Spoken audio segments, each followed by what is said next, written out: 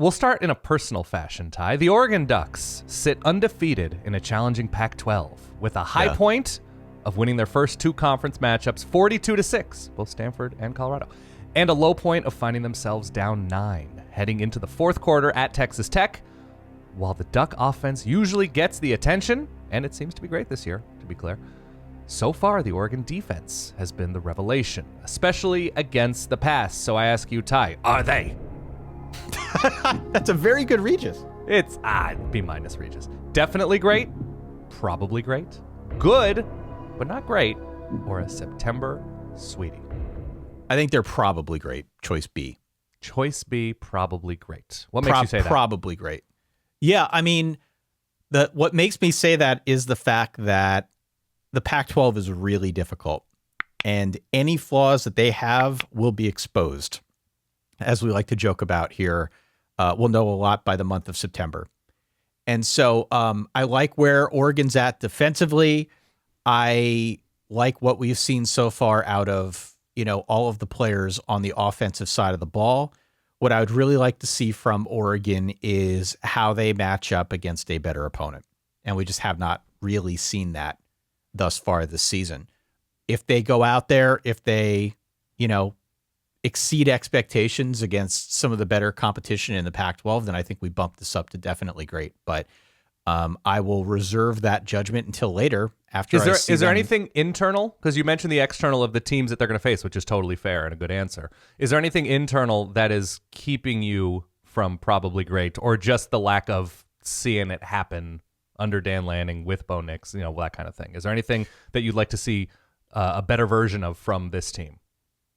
Yeah, I mean, so to be fully transparent, I do think the fact that we have not seen it against anyone outside of Texas Tech or Colorado is something to point out. That Texas Tech game on the road was 38-30, if memory serves. So it's not like that was any sort of blowout. It was not Oregon's best game by any stretch of the imagination. And coming up here in like 2 weeks, they've got a game on the road at Washington, then Wazoo, then Utah. The schedule picks up in a hurry. So I would like to see it in that sense before I'm willing to bump it up to choice A. What I would like to see more of is some explosiveness on the ground, or I should say better explosiveness control on the ground from their defense. They're fine on offense, but defensively they've given up some big plays on the ground. And I don't know if that's the kind of thing that comes back to bite him against a team like a Washington or even a Washington State, but it's certainly something that could come into play against a team like a Utah, certainly a USC, certainly an Oregon State in the Civil War, the Platypus Cup, what have you, down the stretch here. In those tight games, that's when you tend to see those big moments on the ground kind of explode and tip the game in one direction or another. So I'd like to see better numbers on that side of things, but I'm really splitting hairs because this is probably a great team.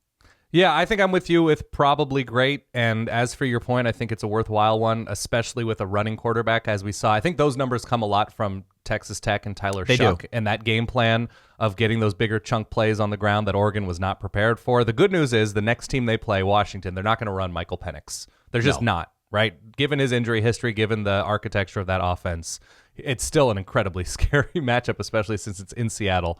So my concern, keeping me from probably to definitely, is Bo Nix in this moment. And I think there have been shots available. He has not been great down the field. I think Oregon is last in the nation in terms of, or first in the nation, depending on your perspective.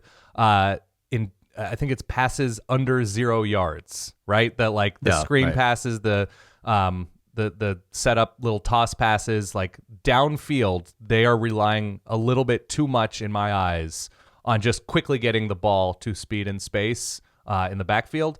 So if the shots are there, he looks a little bit timid. He looks a little bit out of sorts in those like 20, 30, 40-yard passes downfield that have had open receivers. I think that's the concern internally to me. They're a little bit beat up in the secondary. I think they'll be all right there. But otherwise, no, because the defense is in a place where they haven't been. They are the most talented team in the Pac-12. Doesn't mean they're the best team, but I think they're deeper and have higher level players at every position than any other team that they're going to face. That includes USC, that includes Washington.